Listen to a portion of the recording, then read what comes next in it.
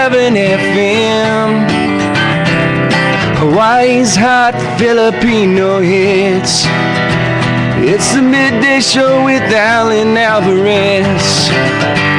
Alright mga kaibigan, we're back and nandito po tayo sa ating midday radio show. Kasama niyo ang inyong abang lingkod na si Alan Alvarez. And I want to thank Mr. Joey Alcantara and President Paula Limbuyao of the Filipino Chamber of Commerce for bringing our very special guest here right now. He is none other than Mr. Tito S. Sarion, Mayor of Daet Camarines Norte. Camarines Norte. Sir, welcome to the program. Magandang hapon po sa inyo. Magandang hapon, Alan. Magandang hapon sa mga listeners natin. It's nice to be here. This is my first time in Hawaii. Oh, really? What do you think of Hawaii? Well, para akong nasa Pilipinas din pero maraming magaganda. Oh, yes. Everything is beautiful. Yes, bukod sa mga babae. Anyway, I went swimming yesterday. So you did. Oh, so you got a taste of the culture. Sabihin natin culture. Pambihira. Amazing. Sir, so what do we owe this pleasure of you coming here to Hawaii? First, I'd like to thank again Joel and Paul for connecting me to the Chamber of Commerce. Since Daet will be one of those towns to be visited by the Hawaiian group by February. The trade mission? Yeah, trade mission. Yes, the Filipino Chamber. So we will prepare, we will facilitate the things that we really have to prepare for the visitors by next year. Then we can offer our products, everything that we also have in our town. Okay, what are the products you have in Daet? Meron din Sir kaming Tito? pinya. Pinya? The small variety, the queen pineapple. That's why I'm here. I'm collecting pineapple. Everything pineapple, yun yung nagpapasaya sa akin. Then, of course, we have tropical fruits, coconut. Sa tourism naman, we have surfing, kiteboarding, and paragliding. Mahirap bang abutin ng Daet, sir? Madali lang. Sa Manila, that's 350 kilometers south of Manila. So, by bus, mga 8 hours. Sarili mong sasakyan, mga 6 hours. But you can take the plane going to Naga, then travel from Naga to Daet for maybe 1.5 hours. Ano lang yun? Maiksi lang yun. Kung airplane. Madalas bang flights? Well, sa Naga, every day. Regular flights. Yeah. Okay. Ano pa tong I'm looking at the business card that Mayor Tito gave me, and it says Daet on the go. What is this? Is this a project, sir, of your town or city? That's the tagline or advocacy of my administration. I have been in government for the last 28 years. Wow. Congratulations. As councilor, vice mayor, and mayor. Wow. So next governor? No, hindi. Baka senator? Hindi. Congressman? President? Hindi. Okay. Importante lang sa akin yung bayan na pinagalingan ko. Of course. Mukhang unfinished business pa. So, we really need to network top partners, not only locally but kahit mga taga nandito sa Hawaii. Malaking bagay ba, sir, yung mga balikbayan galing sa Amerika o sa mga ibang bansa na pupunta sa Pilipinas so they can help in the development of the country, sir? Malaking bagay. Alam mo, Alan, galing ako sa Chicago that 1 week ago. There was a huge gathering of Bicolanos. We call it Bicol National Association of American National Convention. Pinakita namin doon how balikbayans and Americans supported the tourism industry, particularly in Bicol. In 2013 alone, we had at least 150,000 Americans. Yung iba mga dual citizens siguro na nagbalikbayan. So, it helped us a lot sa development na nangyari sa region, plus yung mga possible investors na natatap natin. For example, this trade mission that will take place next year, we'll make sure that may mangyayari na magugustuhan yung mga taga Hawaii na pupunta dun sa Bicol. So you malaking bagay talaga yung pagtutulungan o tulong ng mga nasa ibang bansa. So these trade missions na gagawin natin, na gaganapin natin, you really want trade to happen. You really want business to happen through DAET. Kailangan kasi we cannot live on our own talaga eh. Lalo na ngayon, panahon ngayon globally, tawag dito, computer era na talaga. So, kailangan maging competitive yung municipality, yung locality. So, kailangan mag-network sa mas marami pa para makatulong sa hanap buhay, economic development ng mga kababayan natin doon. Marami nagsasabi, sir, magandang tourism natin, maganda siyempre makikita sa Pilipinas, napakaganda. Pero it's the infrastructure or the getting there, yung papunta doon ang pinuproblema ng mga tao. As far as DAET goes and as far as the Bicol region goes, madali bang access yung mga tourist spots and areas there in Bicol? Hindi tayo pwede maitapat pa sa mga facilities or infrastructure na nandito na, no? Here in Hawaii. But we're starting already. Yung road network natin wina-widen na ngayon, so mas mabilis nang bumiyahe. Great. Then Great news. in that particularly, we have the fiber optic facility that's in the telecommunications. Oh, really? So that connects to the US and other Asian countries. Actually, it will enhance telecommunications. So talagang magiging viable at magiging destination na rin, location na rin ang DAET ng mga BPOs and call centers. Starting next year. Oh, really? Actually, we already have one. Congratulations. That's great. We're working hard for the air transportation kasi alam natin yun talaga ang priority, ang gusto ng mga turista. Well, it's quicker, Yeah. Mas mabilis ang eroplano eh. But Tapos, speaking of Bicol as a whole, ako dito sa DAET, Camarines Norte is adjacent to Quezon. Mas malapit kami sa Manila. But the regional center is Legazpi City. Legazpi. Yeah. So aside from the airport ng Legazpi at Naga na nagsuserve sa entire Bicol region, may ongoing construction ngayon ng international airport. Oh, international. Yeah, sa Daraga, Albay. Oh, yeah. Also Albay. Oh, yeah. So, magiging, kumbaga, this will provide more opportunities sa mga Bicolanos kasi magiging destination na siya ng mabilis na transportation. Fantastic.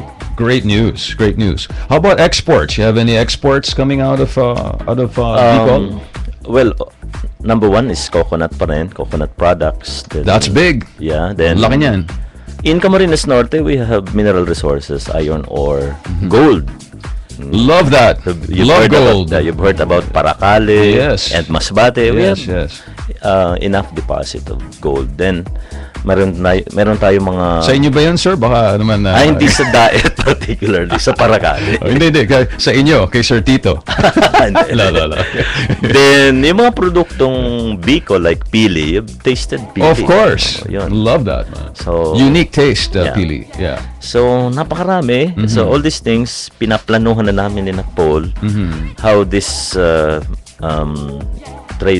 business leaders in Hawaii will, work with us. Okay, another concern that many people have here in Hawaii and the United States and abroad, is it safe to visit Bicol, DAET, and Camarines Norte Sur, that whole area? It's safe now to go to Bicol. I can say that. You can you can guarantee. Mukhang malakas na alam mo tao kayo, sir. Yung mga bisita ko, yung mga bisita ko na dala ni Paul at ni Joel by next year, I'll make sure na personally ako yung tour guide nila at saka mag-aasikaso ng security nila. Well, there you go. No fear, ladies and gentlemen. When you have Mayor Tito next to you, matatakot lahat sila. Napaka-ano na to, sir. Marunong naman tayong bumalanse left and right. No, but in the Philippines, some regions are more, risky than others, and people are more hesitant. Pero I think Bicol has always been very peaceful, as far as I know. Bicol is consistently getting good for the last decade. Well, hindi natin ma-mention yung ibang area ng Pilipinas, pero generally, gumaganda naman yung sitwasyon natin. Of course, of Sa course. buong bansa. Well, with you as the mayor, sir, I can see that ano bang sabi ni President Pinoy? anong daan? Matuwid na na daan. daan. Yes, yes. You have any message for your kababayans here in Hawaii while you are here, sir? Pabatiin ko lang siguro kayo ng magandang araw. Napakagandang experience to be visiting Hawaii for the first time. Don't worry, I'm gonna bill Joey. Oh. No, go ahead. Then,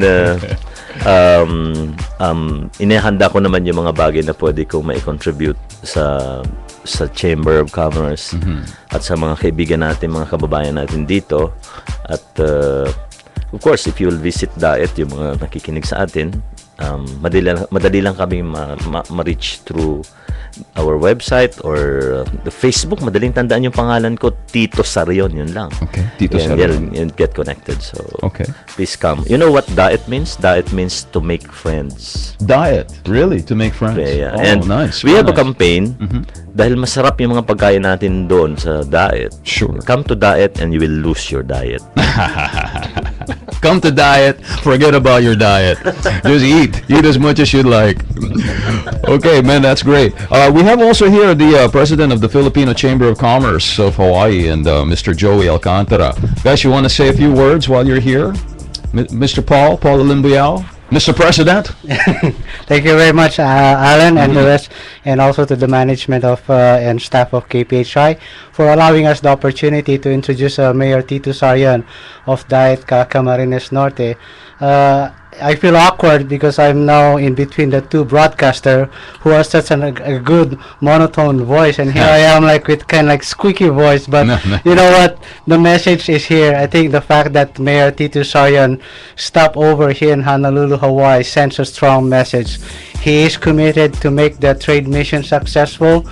I think to the listeners of KPHI and all those who are interested to join the trade mission, please check the Filipino Chamber of Commerce website, or you can call me at 754-8691 if you are interested to join the trade mission.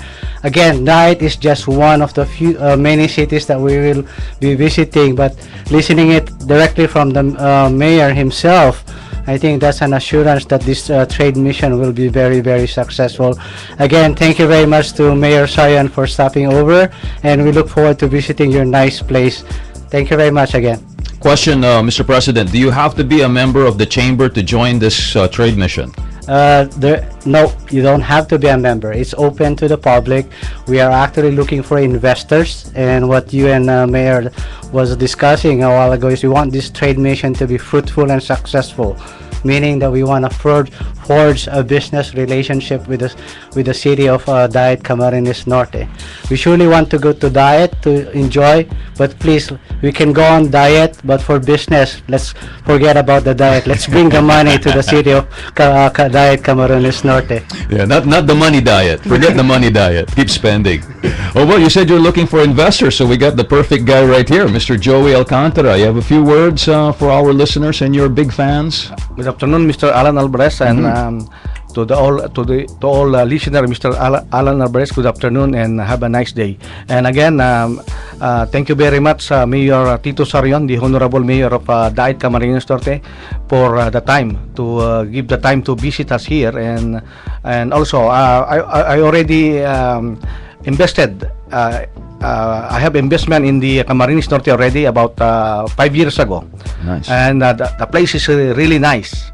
And speaking of peace in order is really peaceful in Camarines Norte. And again, Mr. Alan Alvarez, and to all his listener, thank you very much. And again, to the Honorable Mayor of Diet Camarines Norte, the Honorable Mayor Tito Sarion. Thank you very much, Parin Joey. Maraming salamat. So, Sir Tito, How long will you be here in Hawaii? How long will you be here for? I'm going back to the Philippines tomorrow. Oh, tomorrow, Yeah. too soon. We haven't even gone out with Parin Joey yet. Di bali, nakaligo na ako sa Waikiki. Ikaw na sa Waikiki. Saka nabili ko na lahat yung mga pineapple souvenirs. Did you get to visit the Dole Cannery? Yes. How do you like the way they do the tours? You know, meron silang train, meron Oo silang nga, oo ano-ano, nga. di ba? It's a different way of doing tourism. Napakaganda. So, we can maybe adapt the same na magiging interesting sa mga tourist natin. The idea is that you take from outside, maybe you can bring to Yes, Diet yes, and make yes. Diet a nice place to Yes, visit yes. and go. Yeah. Okay, well- dapat makabisita ka, Alan. Sa Hey, Diet. you know, ngayon nagkakilala na tayo, sir. Baka the trade mission, makakapunta nga Oo, kami. tama. Because I haven't been on this part of the... Kasi pag madalas kasi ang karamihan ng Pilipino kasi dito, sir, taga Ilocos. Talaga? Yes, sir. Maraming Ilocano. Pero marami din taga Visayas. Marami din taga... Pero most active are the Ilocanos. So, when they go to Ilocos, I've already been there. I mean, I love it. I love the place. But as far as going back, I wanted to see some places personally that I have not been to. And I think many people are like that. Yeah. And I think now that Paul, Mr. President here, has identified other regions, I think many people might be interested to actually do some real business this time. Not monkey business. Real business. Yeah, Real which is what we business. want. Which is Yeah. what we want for the Philippines. Any final words, sir, to all our listeners about Bicol and Diet, sir? I'd like to thank Paul, of course, Joey, and Alan for having me here. Yes, sir. Iba yung pakiramdam ko kasi Tagalog rin naman yung kausap ko ngayon dito. So, Puro Tagalog. Oo, Tagalog. for the last 12 days, kailangan English. mag-English. Saka wala akong makaing kanin dito. Chicago kayo. Malamig dun. So, maraming salamat at sana ay makabalik pa rin ako dito at makadalaw rin kayo sa Camarines Norte, sa Daet particularly. At I'm serving also as the Deputy Secretary General of the League of Municipalities of the Philippines. So, pwede tayo kahit sa Pilipinas kasi lahat ng mga mayors, maganda naman yung network natin. Oh, so you know all the mayors in the Philippines? Yeah. So you must know Pablo Ortega. He's our mayor in San Fernando right now. No, there's a separate league for the cities and for the municipalities. Oh, Yeah, municipality. We belong to the municipalities. I see. But mas marami kami, 1,700 Oh, kami. yes. Oh, yes. So city mayors around 100. Fantastic. Yeah. Oh, so anyway, Mayor Tito, on behalf of KPHI, the management staff, owners, everybody here, we want to say thank you. Maraming salamat sa inyong pagdalaw dito sa aming programa. Maraming salamat.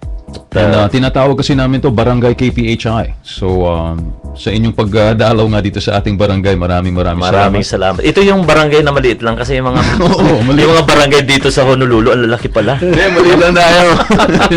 At saka ako yung tanod. Hindi ako yung kapitan. Ako yung tanod. Maraming salamat at magandang hapon. All the best of luck to you, sir. And you too, Mr. President and Sir Joey. Maraming salamat. Thank you for coming by the studios. You guys are open here anytime. We have an open door policy for the chamber and all the business prospects that you can possibly bring here. You know that. Thank you very much, Alan. And again, you heard it from here. First time at KPHI, we're planning a trade mission to the Philippines on February next year. So please check the website. And now that I heard a lot of from Mayor Tito Sayon, I will make this as a marketing gimmick for the trade mission. Be cool. Join the trade mission. Yes, and if you're on a money diet, don't be on a money diet when you go to Diet. Spend all the money you can. Thank you, Mr. Mayor. Thank you very much, Mr. President. Maraming salamat. Thank you so you, much. Alan. All right.